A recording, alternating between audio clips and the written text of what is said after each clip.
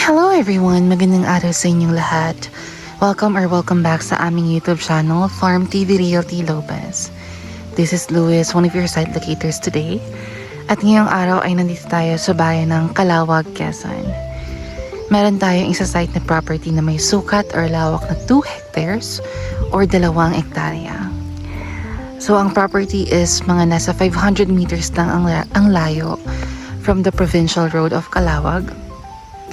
And as you can see, nasa tabi lang tayo ng kalsada kasi yung property is just alongside the barangay road. And as you can see naman, flat cemented road ang kalsada. So, easy access siya. Either motorcycles or 4 wheels. Yeah.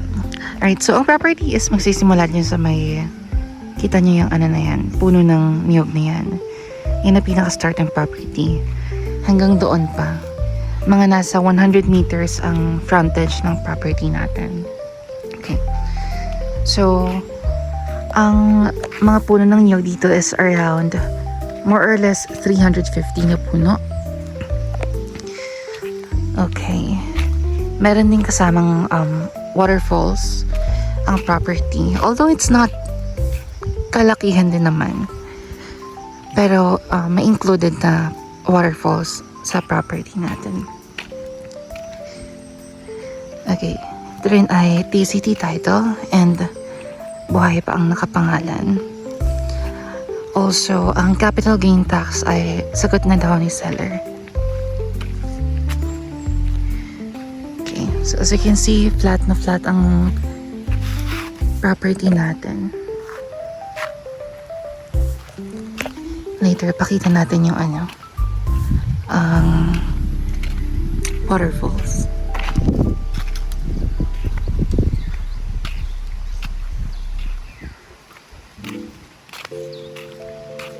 Diba? Flat na flat yung kalsada.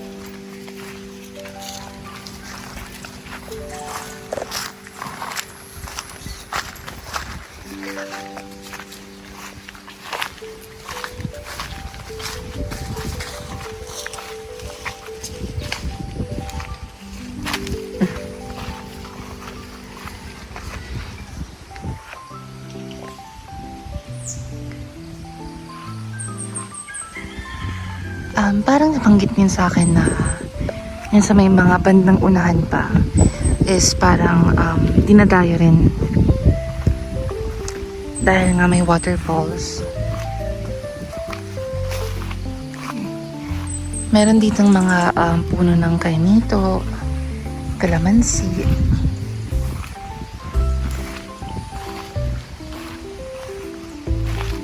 Ayan, din tayo nang galing kanina. Diyan. And then, doon yung starting property natin. Papunta pa doon.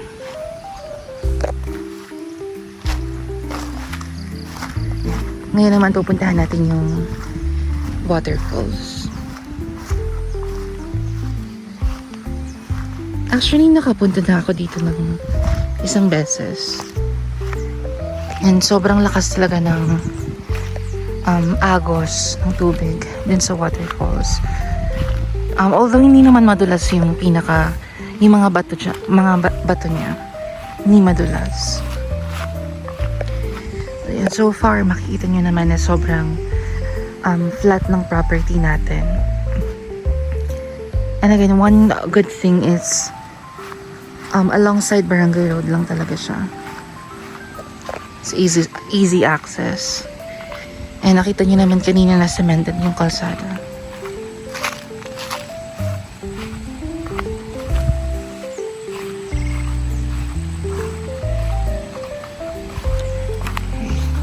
Hindi ko lang sure kung rinig nyo na yung agos ng waterfalls, pero ako kasi rinig ko na ngayon eh.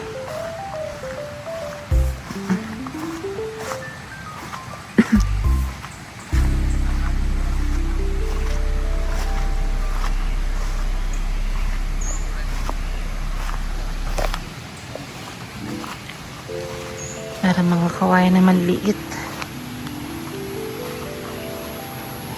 Ayan, dito pa lang may tubig na.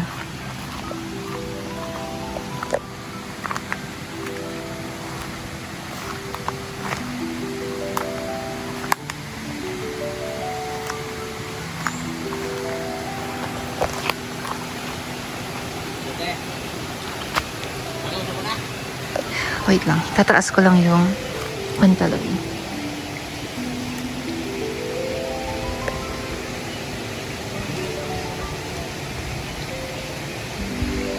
Wait lang guys.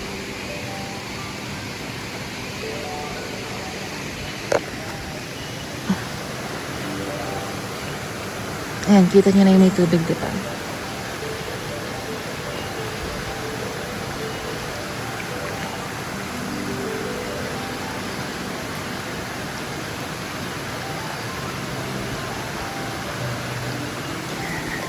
Okay, tara na. Meron din siyang tubo. Also, may access ng internet and of course, merong source of electricity.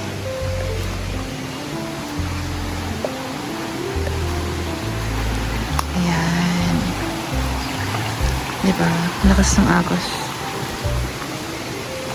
And malinaw yung tubig.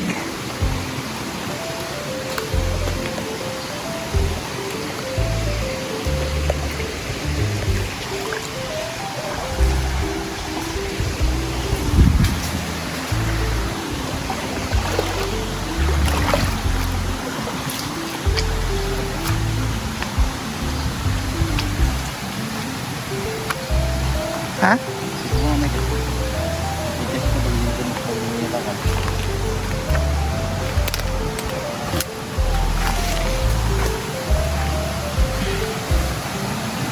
Ayan, okay. Oops.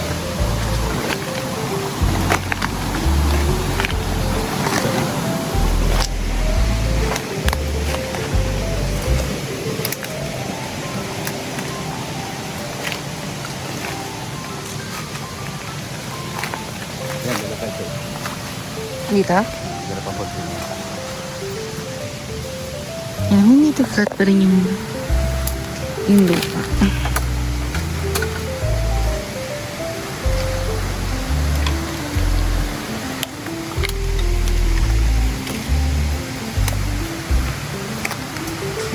Itang po.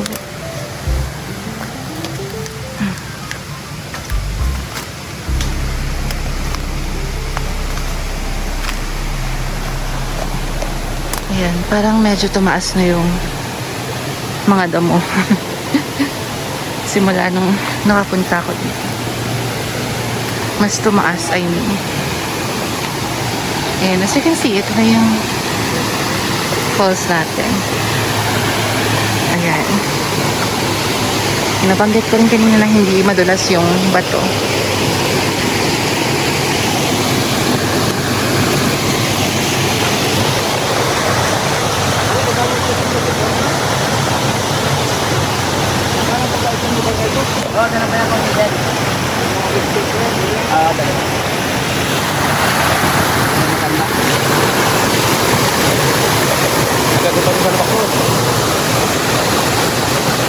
Ayan.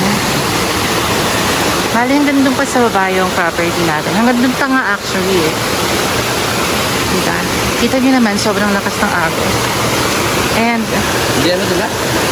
again, a good thing is hindi madulas yung bato dito.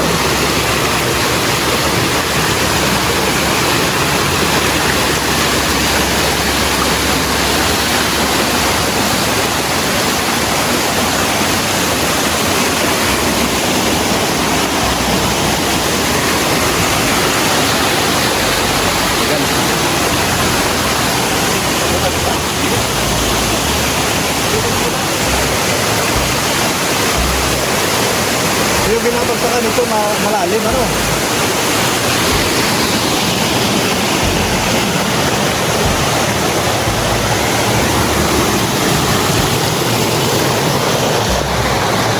Ayun, I think yung pinaka-highlight ng property na to is ayan nga ang waterfalls or itong ayan, kita niyo naman sobrang lakas ng daloy ng tubig din. And parang last time na nagpunta kami dito, meron pang mga naliligo dun sa may bagsakan ng tubig. May mga naglalaba rin yata. And again, hindi talaga madulas yung mga bato dito. So, safe naman siyang lakaran.